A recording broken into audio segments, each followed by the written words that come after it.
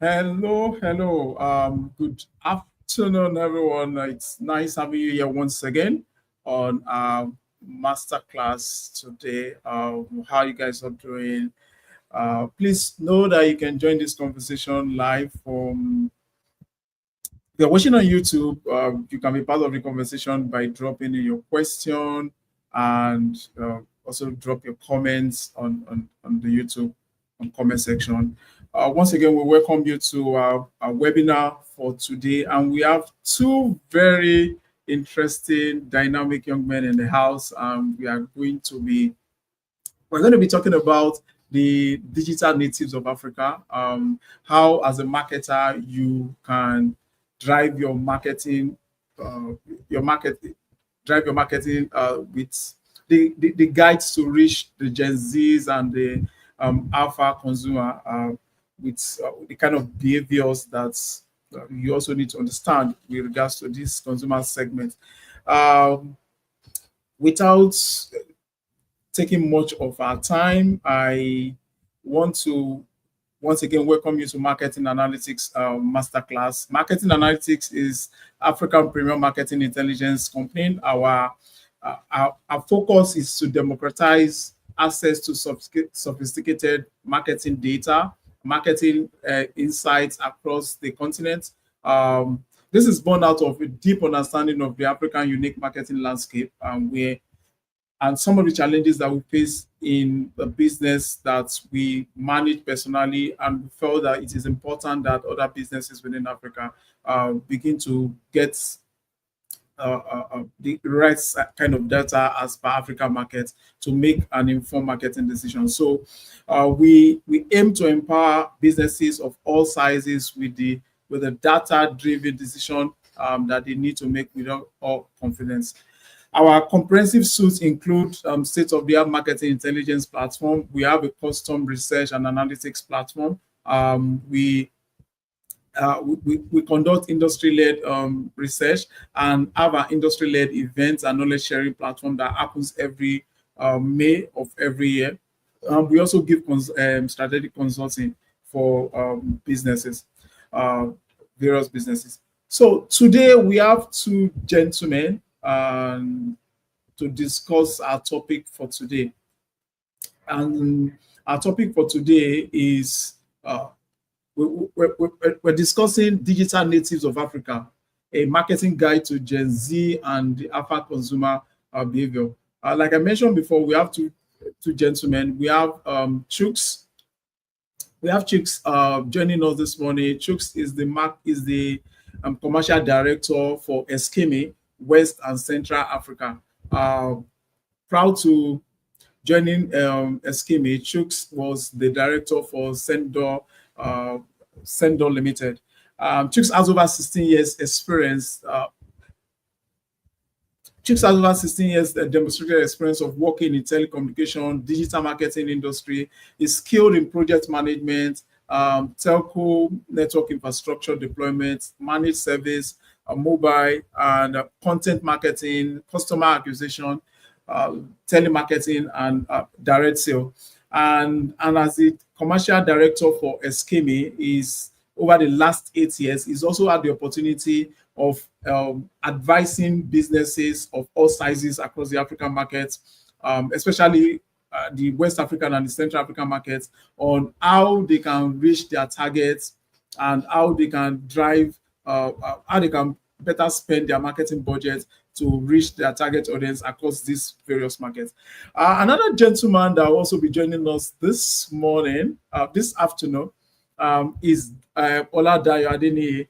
Dayo is up until recently, I think it was last month or thereabouts, he was uh, the head of digital and digital media manager for MTN Nigeria.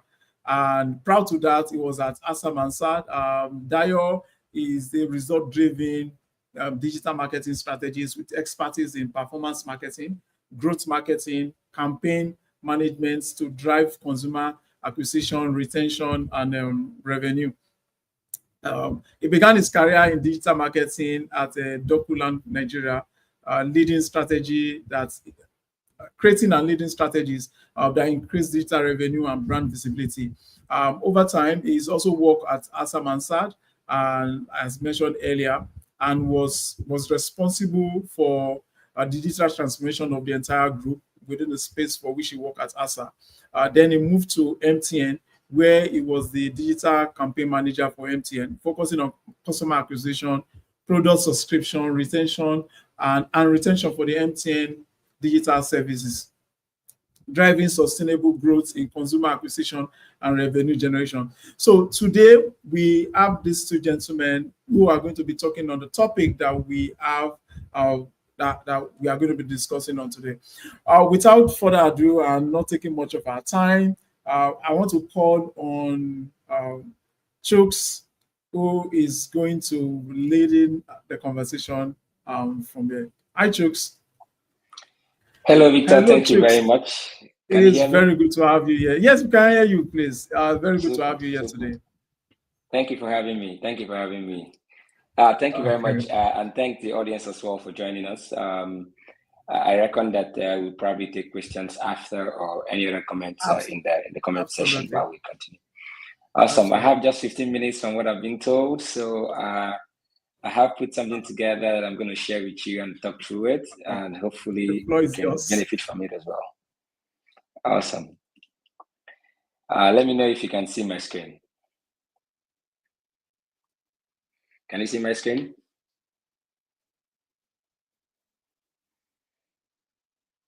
Can you see my screen? So I can see, you have to confirm. Victor, can you see my screen? Oh, not yet. I can't see your screen. We can't see it. I'm sharing a screen now. I don't know. Maybe it's network. Can you see it yet? No?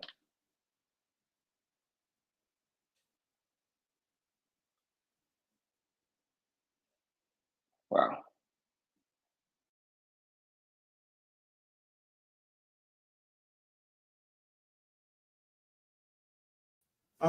I check. Sorry, we still can't see it.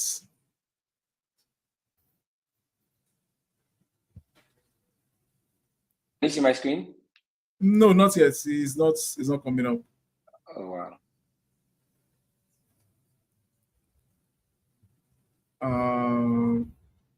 Most likely.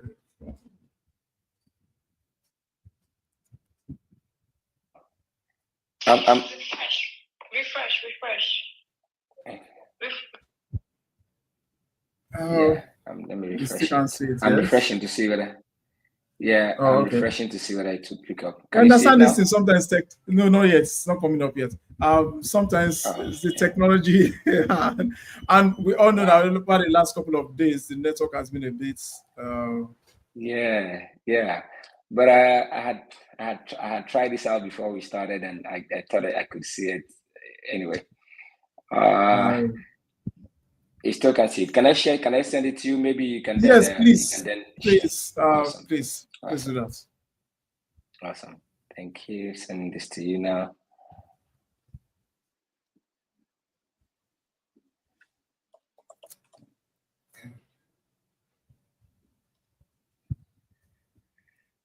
Okay. Have you seen? Yes, I have received it. Awesome. So bringing it up in the next few minutes. Just give me a minute. Sure thing.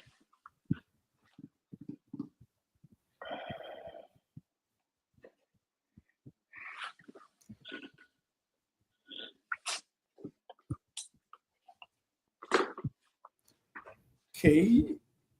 It's coming up. Just give us a minute. That's all right.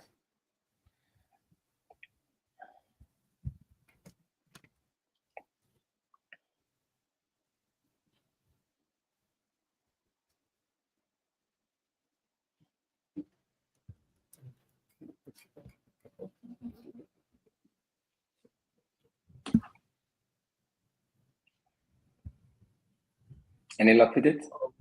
I think we're making some progress. Okay, awesome. Apologies to the audience for keeping you waiting, but Technical glitches, I suppose. Awesome. Let me know if you can see it at this point. Yes, it's come up. Thank you very much, Victor. Thank you so very much.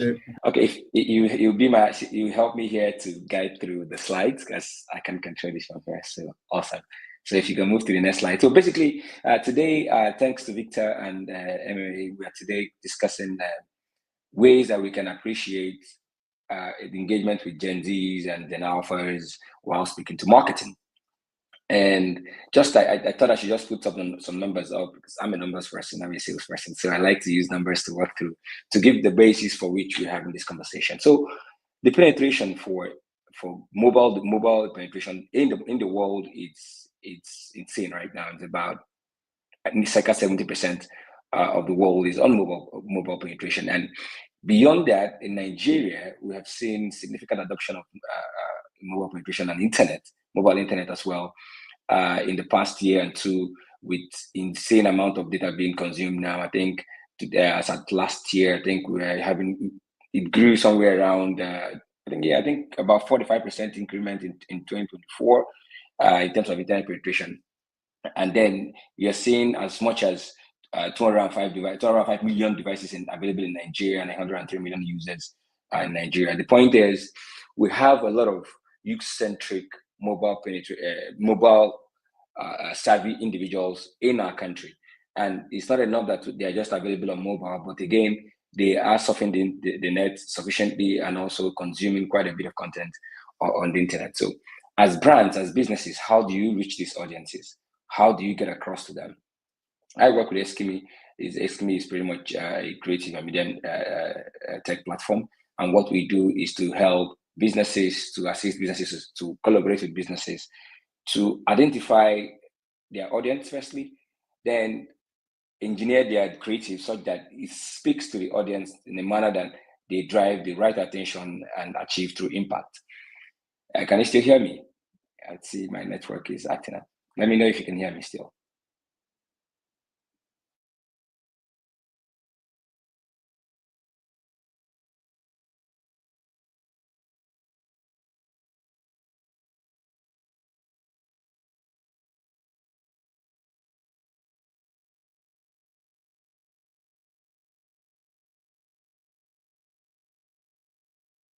Hello, Chooks. Please go ahead. We can hear you. I don't know if you're still here with us.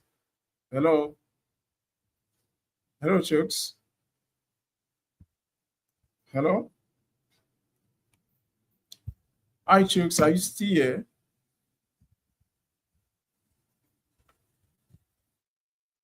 Hello.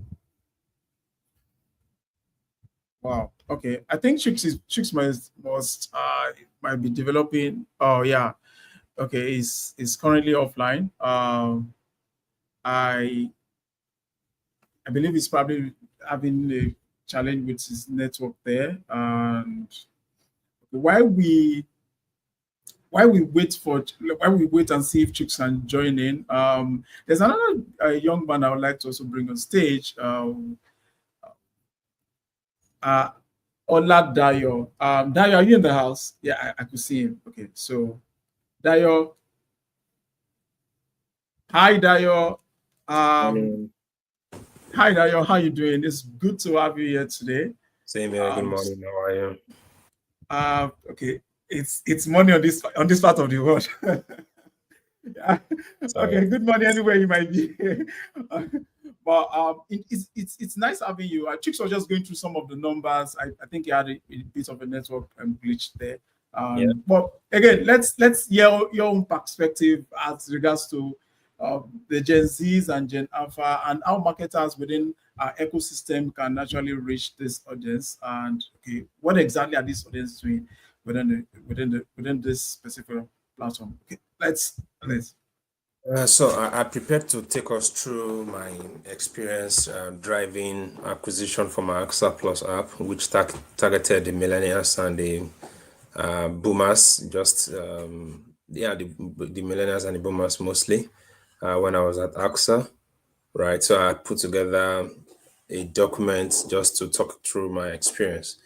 But generally, Gen Zs and millennials today are more interested in short form content, short blogs, TikTok videos, reels, those content that drives their adrenaline, from brands. They want to see that brands really are interested in them. They want to laugh, they want to smile.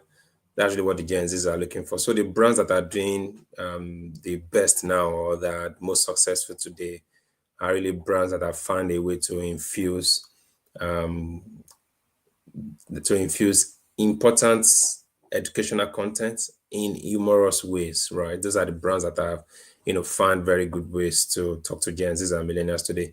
If you go to TikTok or YouTube Reels or TikTok videos today, you will notice that a lot of brands, are trying to find fun, interesting ways to talk to these people.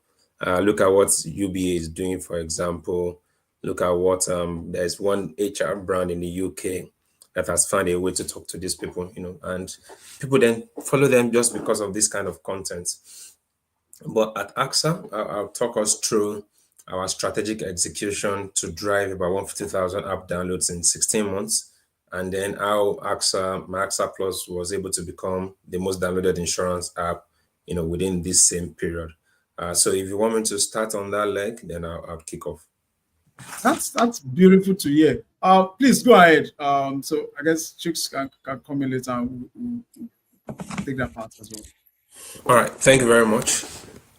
So at AXA, we were apparently the business wanted to launch. I already had an app called my AXA app, right? They launched that sometimes in 2018 or 2019.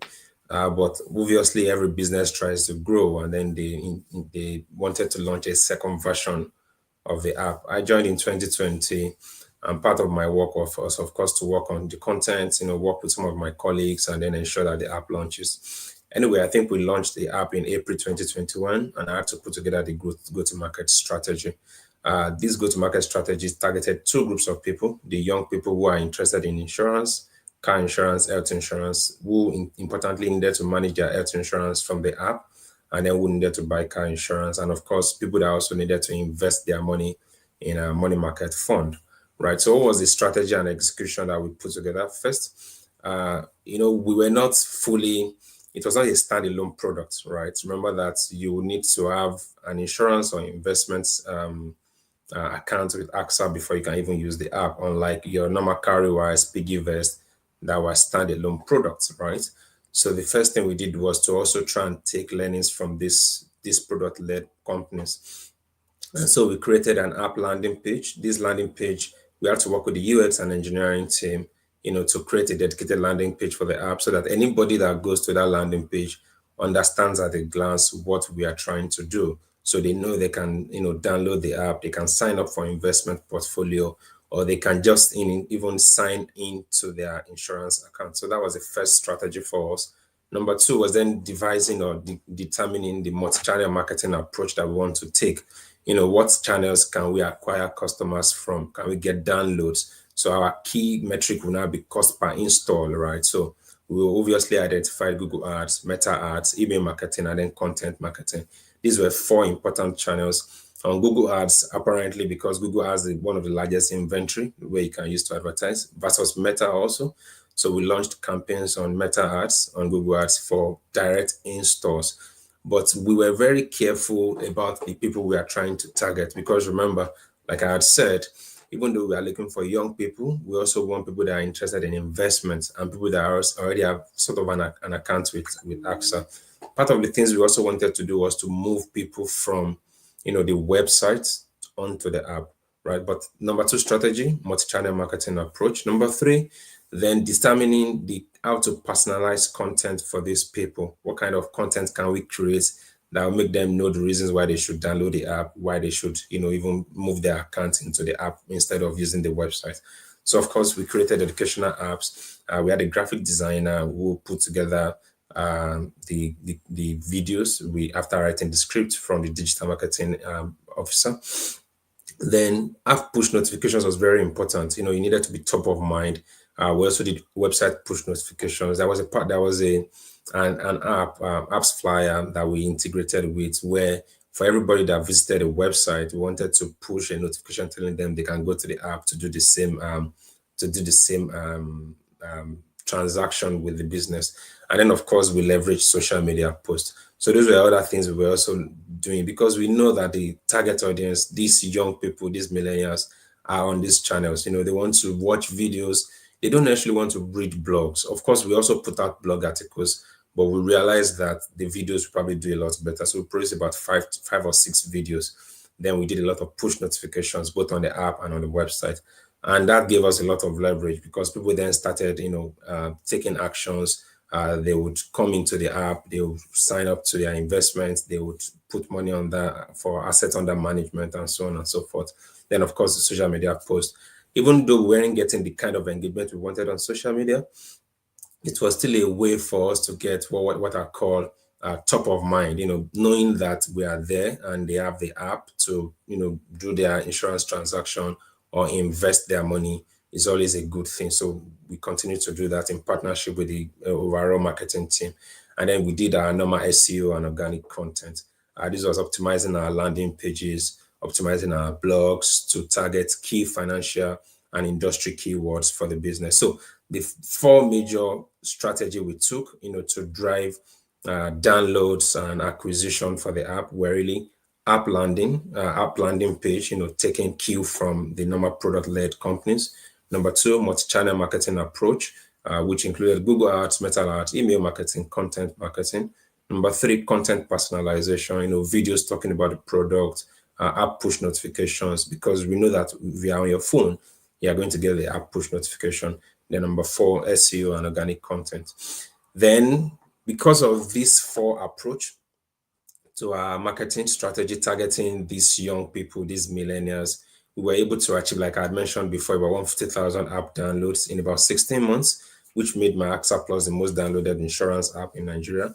Luckily for us, sometimes in 2022, Nairametrics, did an article talking about the 5 most downloaded insurance app in Nigeria. As at that time, it was First Bank's FBN insurance app that was number 1, and then AXA was number 2. And this was just about a year after we had launched. But FBN insurance, sold the business later to Sanlam, I think, and then by number of downloads, we became the most downloaded in the country.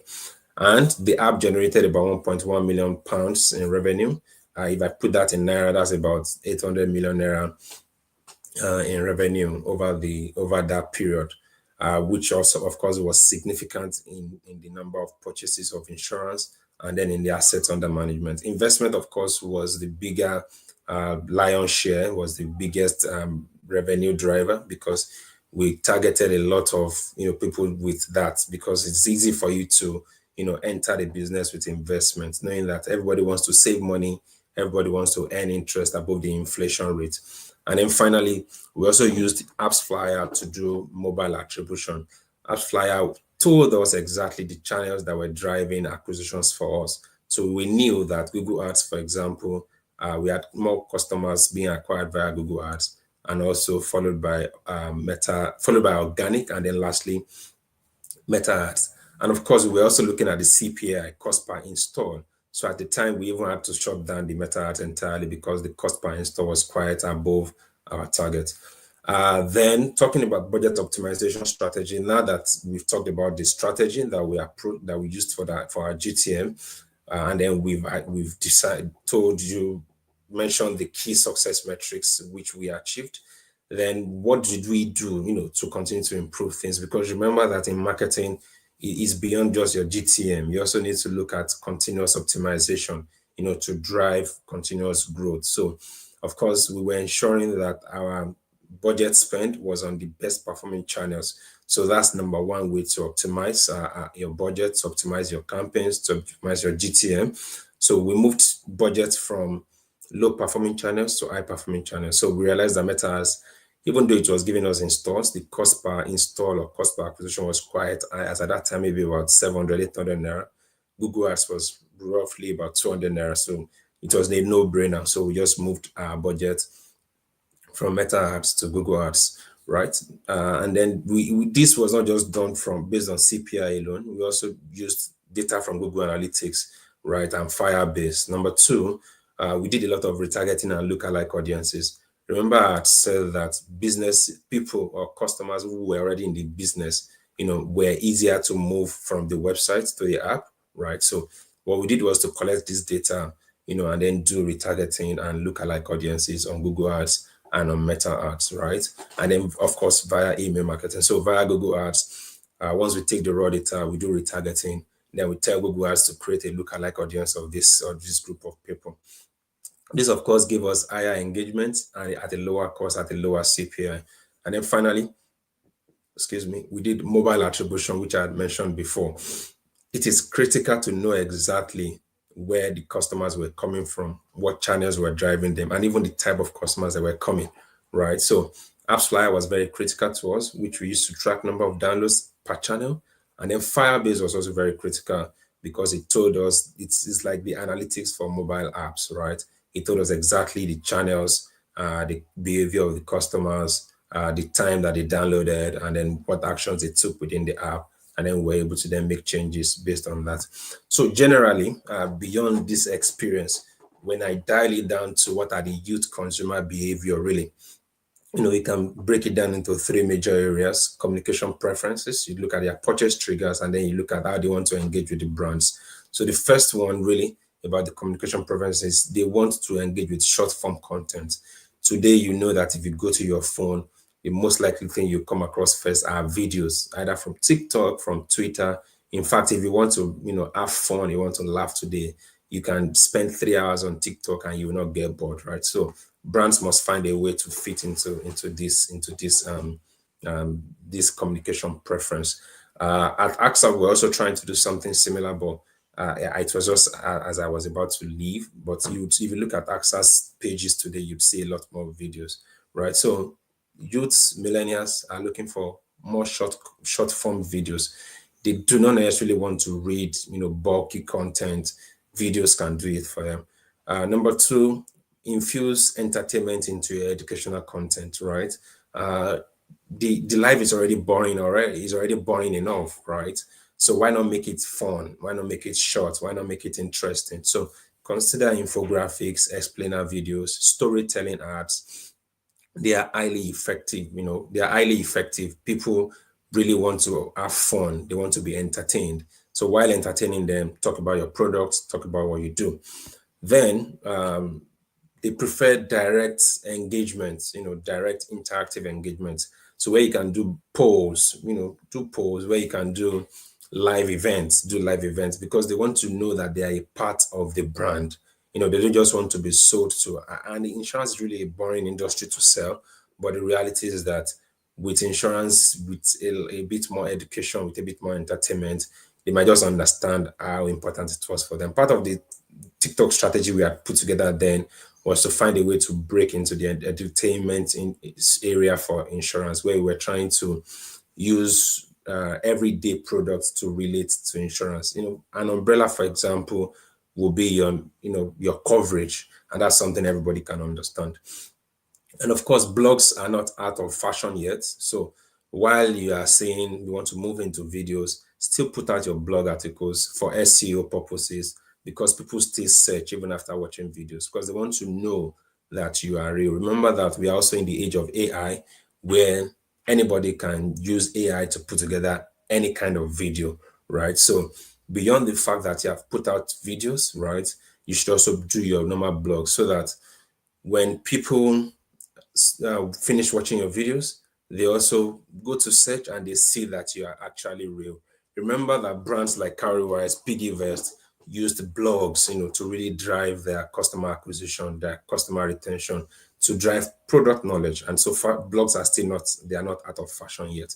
And I remember clearly at AXA, we were doing about 20 articles per month then, because we wanted to talk about insurance, about investment, and we're trying to use simple language, easy to understand content, right? Then finally, the third group, youth. So I talked about communication preferences, purchase triggers, right? They are likely to adopt your products, right, if they are presented with bite-sized information. They are not too heavy to consume. They are not too long. So that's where videos come in again. Number two, if you offer the right kind of product to the right group of customers. For example, when we were trying to push travel insurance, obviously the one group of customers we want to push to will be frequent travelers, because we already know that these people are traveling, or people that are, fitness enthusiasts, people that are regular gym goers, because anything could happen in the gym, anything could happen that would require your health. Of course, one big problem in Nigeria is that the employers offer insurance, so people don't buy private insurance themselves. So if you're not in an employment, right, a lot of times people struggle to understand why they should buy health insurance. They want to go to the hospital and pay out of pocket because I don't get sick every day, right?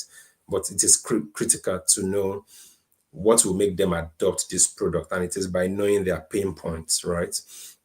Number two, retargeting campaigns are critical, right? They have become so important that it must be an arsenal, right, in your warfare, right? It must be part of your plans, to know who exactly has interacted with my website in the last 3 months, in the last 1 month. How long did this person use? So part of the strategy we put together then, apart from using our email list, was also looking at people that visited our website, people that took action, people that didn't complete their actions on the website. So we looked at all of that, and then we were able to put together small retargeting campaigns to talk to these people. What would have been a bigger strategy would have been maybe to offer them discounts. But if you are in e-commerce, for example, for a fact that if you are doing retargeting, then discounts will be a very critical part of it. So number two, purchase trigger for the young people, for millennials, really be retargeting campaigns, because for everybody in life generally, they want to be convinced, not at the first time. Sometimes it takes 2-3 touch points before you can convince a customer, right? Then social proofs are important. These are classical marketing strategies. People want to see that other people have bought it before, but social proof has moved from written content on your website to say, hey, Olada Adeni bought this clinical. It has gone to different ways. One, peer recommendations. That's why you have user-generated content today. Where people go to, Instagram and say, hey, I bought this product from this brand. I am enjoying it. So peer recommendations is important. Number two, influencer endorsement is very, very, very critical also. And then number three, testimonials are important. So you might want to look at what are the different ways you can do social proofs to tell other young people that these are your peers that have bought this product from us. And then finally, offline campaign support is critical. Yes, we are in the digital age, but the offline is going to stay for a long time. I don't think it is going anywhere. So where you can infuse offline campaigns, you should infuse offline campaigns. Remember that there are conferences, events that young people go to every day.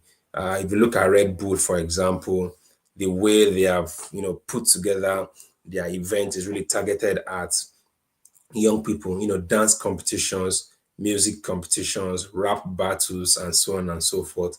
And when they go to this event, they then distribute Red Bull. So it is important to look at offline campaign. And then finally, what are the other things that are the communication preferences or the behavior of the young people, of the Gen Z, the millennials, right? And we are getting the alphas now, right? It's really about, at the end of the day, brands that are relatable and approachable, number one, gamification, number two, and then they want brands to respond on social media. Again, digital makes it a two-way street, unlike the days of radio and TV, where it is a one-way street. So today, your brand must find a way to, be relatable, be approachable, must find a way to gamify, right? Depending on your product, if you can do rewards, loyalty, referrals that are gamified, then fine. I use Carrywise, and last month I think I didn't save on their platform, and they sent me an email saying I've broken my streak. Before then I had about 16 months streak, and so you just know that that's something that if they had informed me maybe a few days before I forgot to save, I would have wanted to continue that, which is a form of gamification. And then finally, responsiveness on social media, quick replies, problem resolution via DMs and comments, because really nobody wants to be calling your customer service to say, I have this problem. When I'm on my phone, I can send you a message and then we can resolve it. So this is it. This brings us to the end of it. I've taken us through my time at AXA, and then the youth consumer behavior and what you can do going forward as a digital marketer or marketing analytics. Thank you very much, Victor. Back to you. Thank you so much, Dayo, for that. That was very insightful. I have a couple of questions for you, but I see that Chooks is back. So, and our time is fast spent. So, Chooks, I'm sorry, your time has now been reduced to 10 minutes because we have questions that we also want to ask, right? So, Dayo, I'm going to be bringing Chooks up at this minute. So, Chooks, we hear you. Then we'll come back to the question part. So, at some point, I think we lost you there. Internet, don't worry. Yes, you lost me for a bit. I'm sharing my screen. Are you seeing it, or you want to share for me? No. You can go ahead if you can share it yourself. I think I can see your screen. Yeah, your screen should be up now. Okay, great. So, okay, awesome. Super. Awesome. Thank you very much. And apologies for the mix up in the network. So I'm gonna try to keep this under the wraps, but I don't know how I'm gonna do it in 10 minutes, but I'm gonna push as fast as possible. Victor, Daya has mentioned a number of listings already in his presentation, talking about gamification, talking about not being boring. We at Eskimi pride ourselves as folks that try to make sure that we make our ads or make our support or collaboration with clients or brands to be that is engaging, that is exciting, that is not boring. And I'm going to try to take you through some of this. So how do the young ones exercise or consume content, especially when it comes to marketing? So we have different channels that you can play this around, right? You look at the display channels, the video, the native, high impact, in-game audio and CTV. And I'm going to try to explain to you why this makes sense for different types of this. But just to give you some insight, right? The display speaks to your basic standard, your standard banners, your regular, static banners that you see all the time on your different publishers and sites and apps. And of course, you have your regular videos and the reward videos, the different OLVs. But then the native ad format as well is blended into the content. But the high impact is the such that takes over your screen, and this is intentional as well to make sure that it drives that top of mind and it's bold enough and it drives that kind of consideration as well. And the in-game part, it speaks not just to games that you play on your mobile, but then these are HD games that follows you through your different touch points where you consume. So typically audiences today are either on their mobile phone, browsing through the social network or going through the different rails or probably jumping on sites to catch up on news or some gossip or what have you. Also playing games in their phones, but then they move away to watch Netflix or on big screen. That's where you see the likes of CTV come to play, or you're listening to some good music, via audio mark and the likes. That's where you see also audio rich trying to come to play. And then you go also seeing people, especially the young ones as well, playing games, the HD games on the PS5s and the likes on there as well. We're able to reach you, place ads as relevant as possible in the game environment as you see in the in-game advertising format. So in terms of channel, we try to make sure that we reach you, as they also mentioned, multi-channel engagement is very, very critical.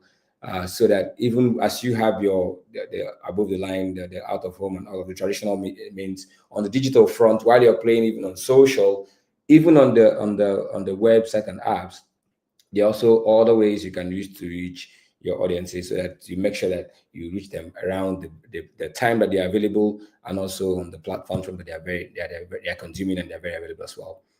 So just to give you examples of some of this gamification, this you see, or this can support with on your typical sites and apps. This is your average Doritos or Pepsi, but then the way that the audience sees it, the way they interacts with it, also now drives different levels of engagement.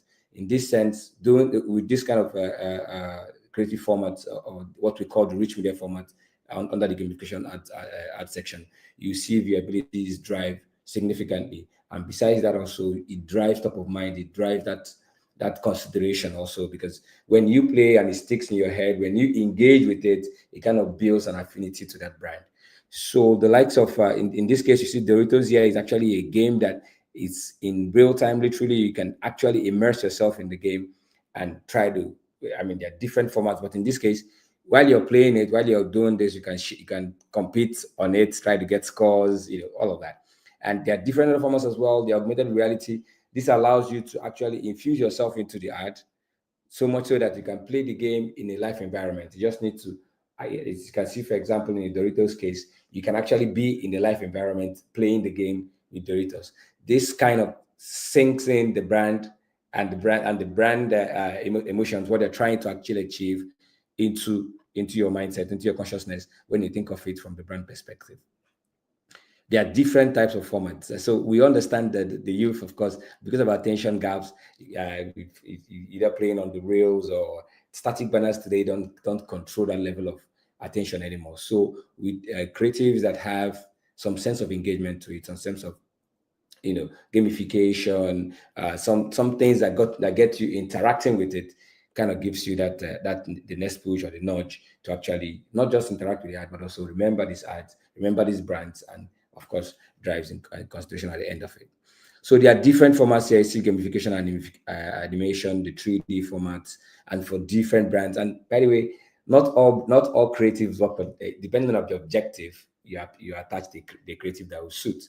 If you look at the one here, data collection, for example, this is actually one might call it a performance driven kind of ad. So you're actually collecting data, first party data on the banner itself, while still showing the concept of the banner, right?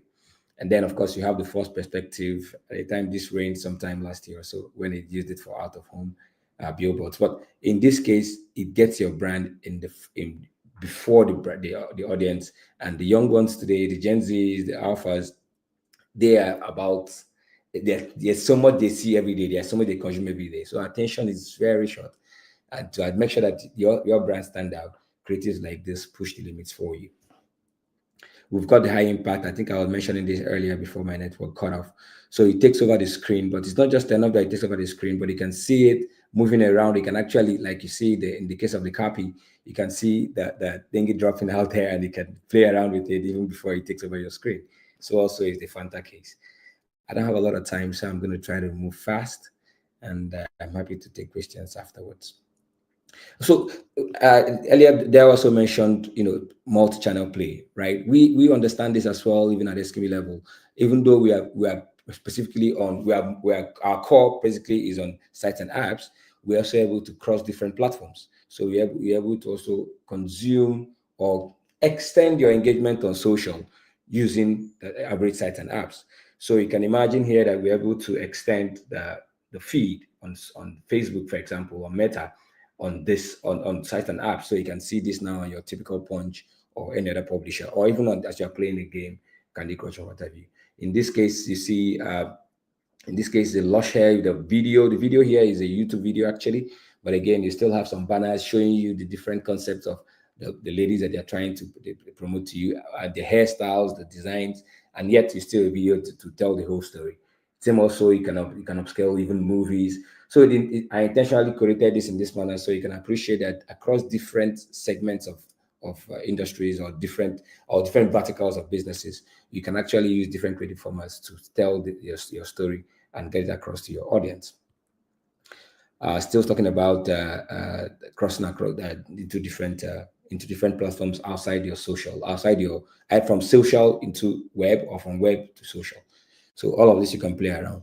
We talked about the in-game advertising, wherein you are in the game, you are immersed in the game, and while you're immersed in the game, the ad is right there on the game as well. So it seems like your brand is either one of the sponsors of the game, or it's even somewhat like they co-created the game. In this sense, it also gives credence to your brand. It also gives some sense of trust. That imagine your billboard, but your billboard being in the game, that you're in your game environment or the game that you play. So that sort of thing also gives your brand the edge, over other brands in terms of your innovations and what have you. There are several success stories I can touch on, but for want of time, I'm just going to skip on this. And so, how then do today you've seen how you can reach using creatives to reach audiences to make sure that they appreciate, or they begin to see the brand beyond just the brand stories that they see either on the shelves or what have you. But now they're able to experience immerse themselves into the brand and experience the brand while playing on it on their mobile directly. But how then do you reach this audience? How do you reach this right audience? Make sure that you reach them in the right place and also reach them with the right creatives. So at Eskimi, we pride ourselves as using data-driven creatives to drive uh, our attention or the reach across the audience, across our using quality supply, laying it with ideal audiences that you have already segmented prior to this time, and then leveraging local relevance in terms of team on ground and also all the local nuances to make sure that it all comes together to drive attention and create measurable brand impact for the brands that we're dealing with.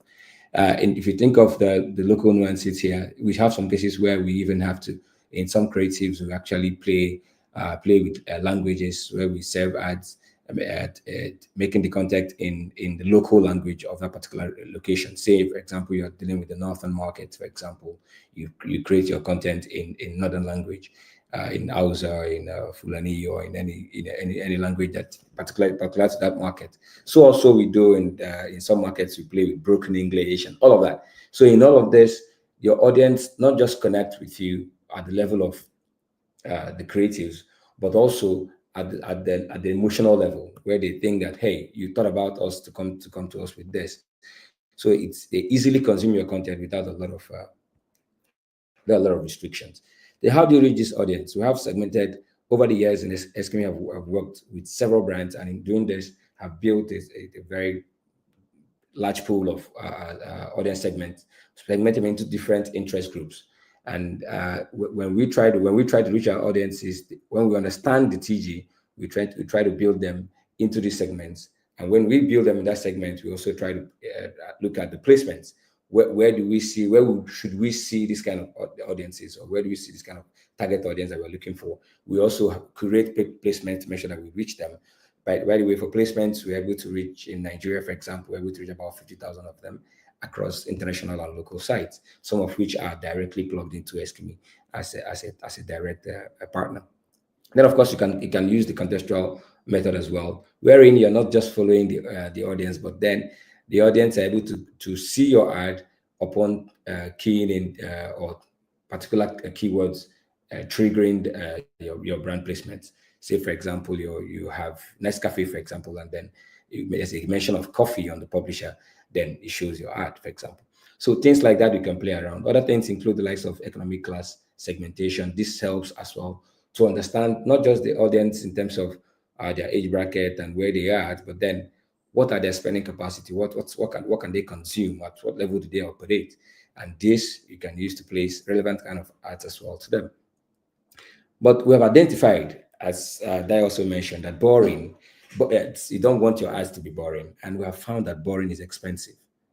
A lot of audits and a lot of measuring platforms have also shown this, saying that with your ads being boring, you just spend money putting out ads there, and then your audience are not consuming your ads because they don't find it interesting, they don't find it relevant. So you're wasting the ad. So it's now becoming expensive for you because you're pushing a lot of impressions out there, and the returns are pretty low.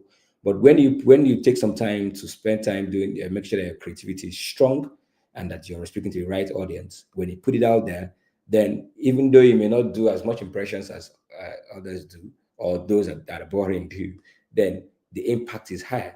And this is what we want to focus on as a business, right? And reaching the right audience. And remember again, these young ones don't have the time for it. Their attention is very low. So you want to make sure that you put the right content in front of them with the right creative. I don't know if I'm out of time, but if you just give me a few more minutes, I'll be done with this. So how do you make sure that you measure, not just being able to reach the right audience, place the right creatives? How do you measure? How do you actually follow through with this to see that what you're putting out there is actually creating the impact that is intended? So we have at Eskimi, appreciating also the generation today. We have also partnered with some AI partners. One with Lumen. Lumen is like the known attention measuring platform in the world, and also with Neurons. Neurons also is an AI tool that uses eye tracking to check out your creatives, to make sure that your creatives has the right not just the right cognitive demand, but also it's clear, it drives the right attention, and it speaks to your brand as well. So looking at some results or some benchmarks across attention. Attention, by the way, is a higher level of engagement, if you want to think of it from that point of view. So it's where you're driving brand recall and awareness together and generating the both of them coming together to generate intended attention. And attention in this sense is when your ads, when you're able to see an ad or the ad is seen for at least a minimum of 5 seconds and is covering at least 75 to 80% of the screen. So in this sense, you are sure that your ad is being seen and is being consumed, not just placed for the sake of placement, right? So the benchmark for Lumen Global is about 249 attention per metric. But with layering on it with Eskimi's creatives, you're able to achieve, and this is based on campaigns we have run, able to achieve over 1,000 attention per metric, which is way higher than the industry benchmark. So also for engagement as well, with the right creatives layered on Eskimi, you're able to achieve a higher benchmark in terms of engagement up to 5% and above. And so also for the brand impact, the brand recall is essentially higher because then with the creative combined with the different measuring metrics and of course the right audience segmentation, you ensure that you tend to see higher brand recall in terms of your ads. But creativity cannot stand alone, right? So we have found that besides the creativity part, where we're able to, by the way, in Eskimi, we have the in-house creative studio, and we also have the custom rich media builders that we use to generate some of these creative formats to animate or bring life to the creatives that the clients or the brands want to put out.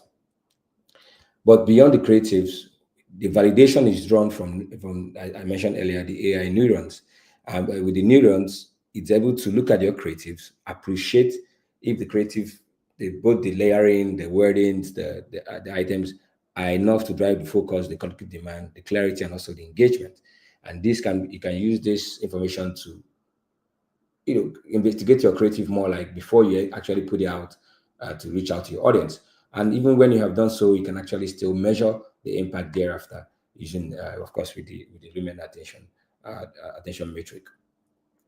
Furthermore, you can also measure post the campaign push. How did that improve my campaign? How did I improve my brand? How did I improve the objective you are trying to reach, right? Through what we call brand lift surveys, also an online tool that you can also use to measure the effectiveness of the campaign that you have run and what if you actually drove the right impact. And this also informs you on what to do for subsequent engagements with your audience. Some case study highlights. For want of time, I'm just going to. So I mentioned Neuron earlier. This is an example of a campaign that was run for Airtel, and then it gave the detailed response as to what changes it's suggested. Oh, the creative, the text are too big. This is recommended. That is recommended. All of this you can get to see real time. For Lumen, for example, it also gives you detailed information telling you number of impressions served, the ones viewed, and even the ones that are viewed based on the average view time of a minimum 5 seconds, right? Okay, here's a BLS example as well, where you can measure the performance of your campaign and that of your brand, and record what sort of uplift you saw at the end of the campaign. For want of time, I'm going to yield at this time to take questions. I have pretty much just rushed through a lot of it, and while we were speaking, I had to also skip some of the slides before the presentation came up. So, Victor, back to you. Hi, Chooks. Thank you so much. Dayo, if you're still here, I'm also bringing you on stage at this point. All right, guys. Okay, welcome back, Dayo. Thank you so much, guys. It's been an insightful and an educational one this afternoon. And there's something that Dayo mentioned. Chooks also mentioned the same thing, and that's the fact that for brands to be able to reach the target audience, you need to have the right kind of content, because again, to market to Gen Zs, to the Gen Zs and the Gen Alpha, the attention span is very, very short. They just want the right kind of content and just move on. So what would you advise brand? First thing, I'm coming to you, Dayo. looking at the successes that you guys have on with ASA, considering that a lot of younger generation, I don't know, maybe it's just me, maybe it's my own personal thinking, or you can contradict me on this. A lot of younger people just want to vibe, right? And we believe in vibe and inshallah.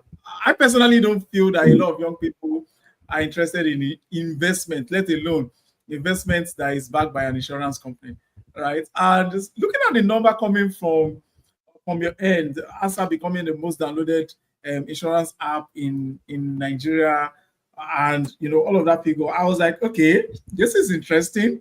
This is a very interesting figure. So, what sort of content were you guys able to create to targeting this generation and getting them to not only download, also stay on the app? All right, thanks a lot. I'd mentioned that we really put out content around blog content, right? That was the most important content for us, but we drove the downloads mostly through paid marketing, right? Because there were two types of audiences that we had in mind. One, people that already were in the business, we had already done some form of business with AXA. And then number two, people that we wanted to bring in afresh. With the people already in the business, retargeting was the strategy. For the new people, then we looked at email marketing. So for everybody that goes to our website, the investment website or the insurance website, and request a quote, for example, they go into our email pipeline, an email drip that runs for about 3 weeks. We're using Netcore for that. So that's number one. Number two, content marketing through the blog. I said we published about 20 articles every month. And these articles, some of them about 28 industry keywords ranked on page 1 and page 2. And they were targeting investment, insurance. And for every one of them, we're trying to do cross-selling. We try to do internal linking so that when you read about investment, you see the insurance arm of it. Or when you read about money market fund, you see equity income fund. And for every time you then go to the website, you get a web push notification that tells you to download my AXA Plus app, right? Or to sign up for my AXA Plus app, making two. Then number three, just about 3-4 months before I left, I put together a TikTok video strategy for the business, which was supposed to talk about insurance in bite-sized entertaining mode. We released about 4 videos before I then moved to MTN as the digital campaign manager. So those were the 3 approaches to it. So content, written content, blogs, paid marketing, and then videos at the end of it. Thank you. Fantastic. So, Chooks, to you. So, what content? I've seen some of your platform. I've seen some of the offerings, and some of the real estate that brands can actually key into, right? So, with all of this real estate that you have, with all of these different deliverables that brand can easily key into, which of them would you say will be okay? I know, depending again on the objectives, on the brand objectives and the brand goal for the campaign. So, what would you say is the right content for the platform? For most of the platforms that you currently have. Thank you very much. Thank you very much, Victor. Very, very intelligent question you've asked as well. We found that there's no particular format that suits everything, right? So it depends largely, as you mentioned earlier, the objective of the client and the sort of brand that you're dealing with, right? You need to understand the TG, what speaks to the TG, what sort of emotions you can pull with the brand, and then you fuse that into a creative that can be rendered on a banner or into a video. And of what platforms do you think that it would best reference to speak to the audience that you're looking to reach? So I don't think, in my opinion, I don't think there are particular creatives or formats that it's suitable for, that fits all basically. But I think it's based on that objective, the audience you're trying to reach, and what brand message you're trying to pass. Thank you, Chooks. And I also see that you guys have, Scheme has gone a long way, especially in the last 2 years with respect to integration with AI in how brands can now deploy effective marketing on the platform. So let me ask you this question: to what role do you think AI and personalization play in capturing and retaining the attention, especially of the digital natives and the people that we're trying to that we're talking about on this webinar today? Thank you very much as well for that. So AI has come to, I mean, AI has always been something that if first that people are always worried, oh, how it will take our jobs and everything. Yes, it will take jobs, but it will also create some more. But I think AI infused into marketing. It just ensures a little more efficiency in how marketing is being done. So yeah, it creates a larger transparency in terms of the measurement, and also helps to fine tune, if you want to put it that way. But of course, AI is not everything. AI cannot do everything, because if whatever you're doing, your audience are still humans, they are not AIs. So that human touch is critical. The effectiveness of an AI is subject to the inputs that you put in it. So that human touch is critical to make sure that you don't lose the connection between yourself and your audience. So if your ad is too generic, right, which sometimes AI can be generic, but of course, if your creative as well is it's not, it doesn't speak to that audience, then of course you lose them. So AI is good, particularly for streamlining operations for marketing, measurement, and also even in fine tuning, the plans as they are. But then there has to have, I think it's critical to make sure that we don't lose human touch, to have individuals or persons to guide the AI outcome. So an AI and Absolutely. human intelligence together. Yeah. Absolutely. Thank you for that. Dayo, over to you. I'm coming to you now for this. So in recent time, we've seen a lot of brand investments in influencer marketing and the use of influencers to drive marketing campaign and brand objectives, right? And again, we've been on this call where you've rightly mentioned that you guys achieve most of the results that you achieve by doing uh, having a focusing on media buying majorly and not much of influencer. So do you think brands are overly spending so much on influencer rather than having to create the right kind of content? Especially with the fact that a lot of brands, a lot of platforms these days, from Meta to TikTok, they are now making it for the sake of transparency. They're making it compulsory that, look, if this is a sponsor post, you need to put it there to say, okay, this is paid for, right? Uh, how do you think brands? Do you feel brands should spend more on with influencer, or do you think there should be a dynamics? Or what would be your advice for brands who over the last couple of years have focused so much on just using influencer and not leveraging the other media platform or media avenue? They can also buy brands and buy media and reach the target audience. All right, thanks a lot.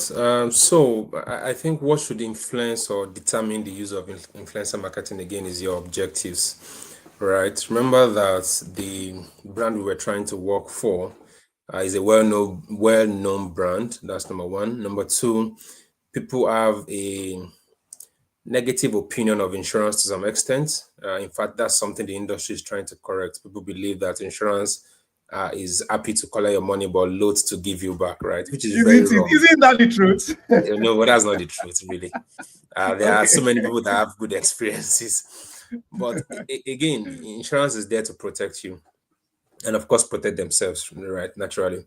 But the objective you want to achieve is really what is most important. So in our case, using influencer marketing wouldn't have worked, right? Because you will literally be telling what story, right? Are you going to convince people to, download my AXA Plus app? What are they supposed to do on it? So if we are not familiar with the insurance industry, with our assets under management, it may be a bit of an hassle. So the way I see influencer marketing is really about what you want to achieve. And I try to use it, if I want to at all, it will be for top of mind awareness only, where we are trying to drive awareness about a product, about an activity, about an event, rather than for conversions. And that's probably been one of the reasons why the influencer group and the brands have clashed in recent times, because brands have realized that beyond just making noise about our products, what are you bringing back? Which is why you start hearing different names now in digital marketing, performance marketing, growth marketing, paid media, campaign manager. because at the end of the day, these are data-driven roles rather than just generic. So influencer marketing, if you're not careful, would waste your money. So you need to define objectives for them. And I'll give a very good example of the industry that has gotten it right today. And maybe my colleague Shooks can attest to this. The betting industry has gotten it right today, right? They've gotten influencer marketing right because it's become affiliate marketing, which is like an asymmetry between both industries. The betting companies give these influencers betting codes using their own name, which they then give to their own audience. For everybody that then signs up using their audience, their name, they get what's it called now? They get a bonus or a welcome offer, right? And the influencer gets a commission for putting it out there. So it's an infusion of influencer marketing and affiliate marketing. The question is, how can normal brands do something like this? And it's quite tough because if your product is not built that way, how do you then do it? So for influencer marketing, you need to look at it from the lens of what is our goal? Can this influencer achieve it for us or otherwise?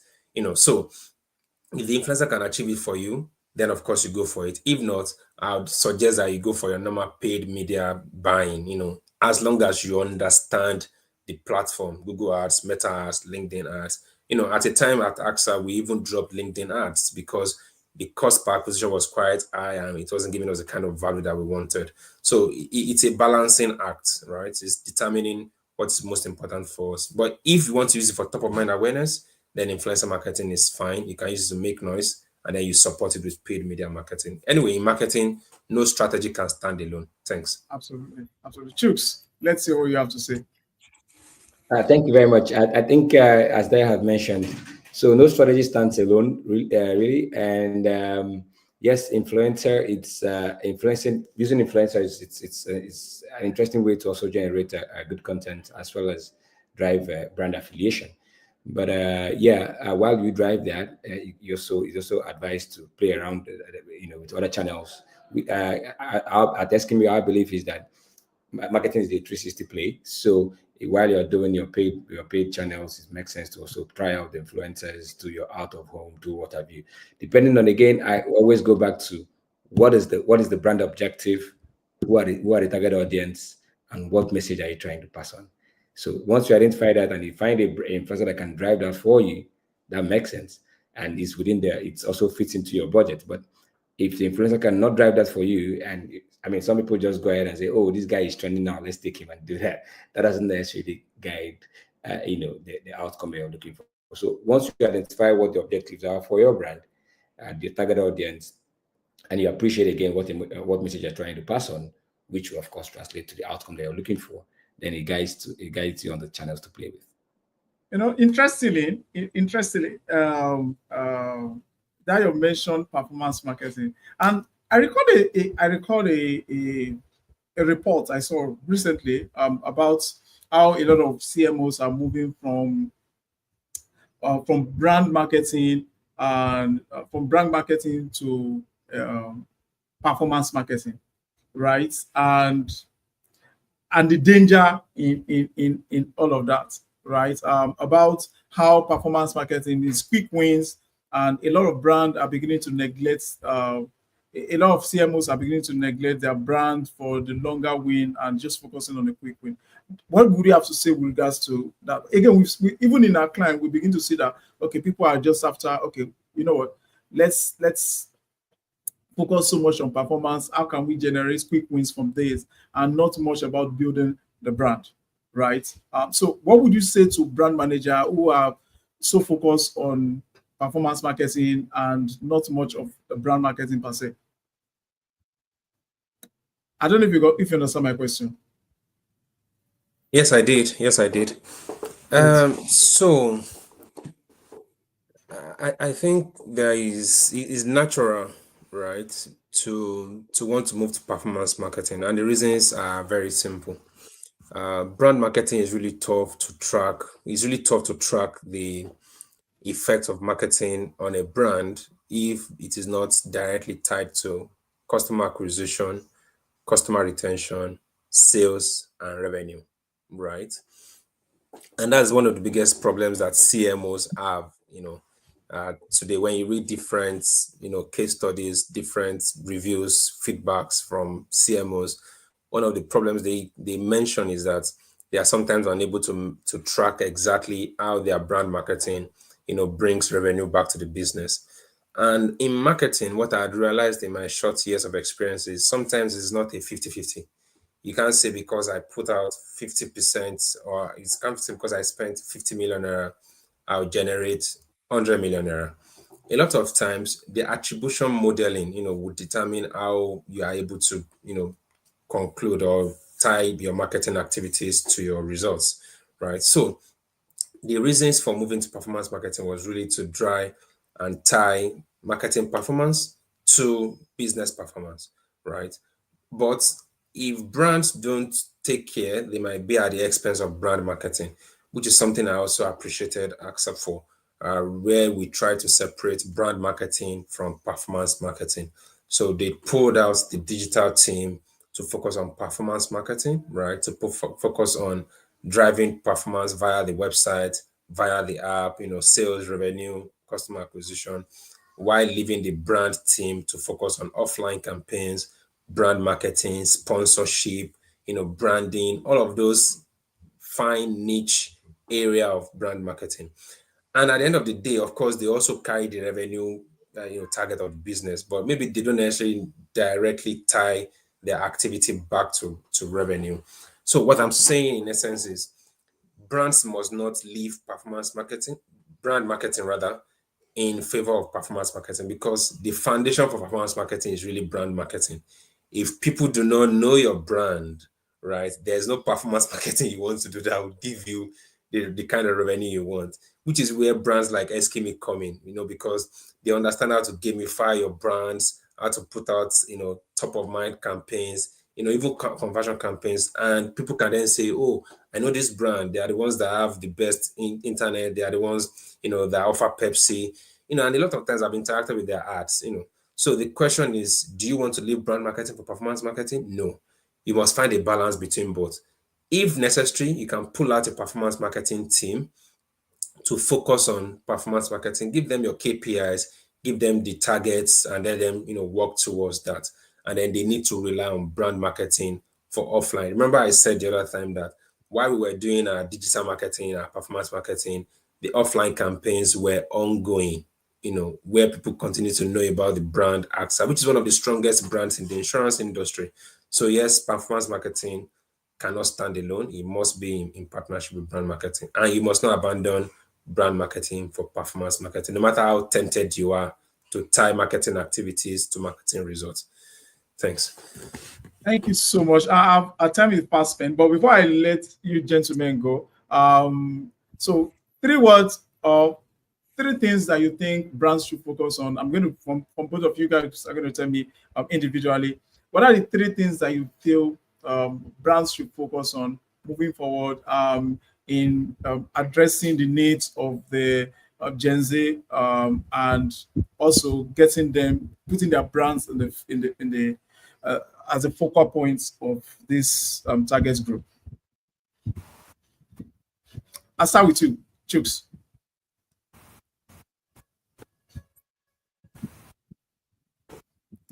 Chooks, are you here? Yes, I'm here. Thank you. Okay, so 3 things for me would be: first, and for me, most important, creatives. Your creatives you have to spend time to understand your creatives.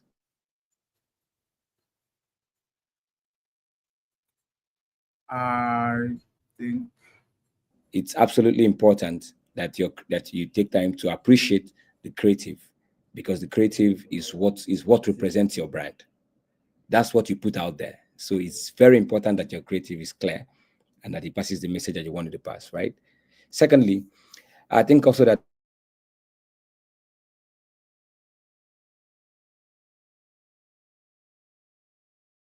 right? I don't know if you heard me. So I think there's sometimes brands they don't appreciate their brands for what it is, actually, what it should be. They think their brands, how they see their brands represent their brand is how your customers see your brand that represent your brand. So it's important to always measure that with your audience. So I think that constant checking in with your audience through surveys is very important. Taking market surveys is very important to make sure that you understand what is going on with your brand versus what you're thinking that you're doing. So always measuring that is very key. So creatives, measurement, and for me again would be constant innovation. I know, and intentionally I've put innovation as the last key because innovation is the little shiny thing, and you can never innovate enough. Every time you innovate, something will surpass it. Something, but it is important to differentiate yourself through innovation, because innovation doesn't have to be creating something new. It could just be changing something that already exists in a way that it appeals to a different audience, or increases or the appeal for a wider audience size. So that's what for me those three would be. Fantastic, thank you, Dayo. All right, thanks a lot. I don't think I'll differ much from Chooks, but Yes, for me I said it. Yeah, thank you. Go ahead. It will be content analytics and videos, right? Content, because people want to know about your brand. They want to know about your brand, the kind of people behind your brand, what your brand is solving, their pain points. Sometimes customers don't know their pain points, their interests, they want to know about it. So content is not going to be out of fashion anytime soon. And they keep saying content is king. So whichever way you want to create it, keep pushing out content on as many channels as possible. Of course, it's tough to manage multiple channels, but I know brands may not be able to, recruit people for specific channels, but just find ingenious ways, to drive a lot more content about your brand. That's number one. Number two is about analytics, constant measurement, constant checking of your data. Where are your customers coming from? How are they behaving? I don't know how popular this is, but a lot more growth marketer and product marketers have done this. Heat map analysis, is something that I introduced at AXA because I found out that people come to our website, they drop off, and I wanted to know how they are able moving on the landing pages.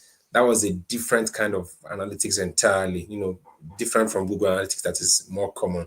So analytics is very, very critical. You cannot measure enough. And what you can't measure, you can't improve, right? And then finally, videos. Even though video is part of content, I really think it should be a standalone, right? For brands to think of their video strategy as a standalone, because we are in the video age, right? We are in the video age. So there should be an intentional act to produce entertainment videos for your industry, for your brand. Remember that people are looking to learn about your product, they are looking to learn about what you do. So doing that through videos will be very important. Maybe just a bonus would be AI. How do you merge artificial intelligence into your product, into your business, right? There is the age of chatbots, right? But I also think people rushed in and out of chatbots.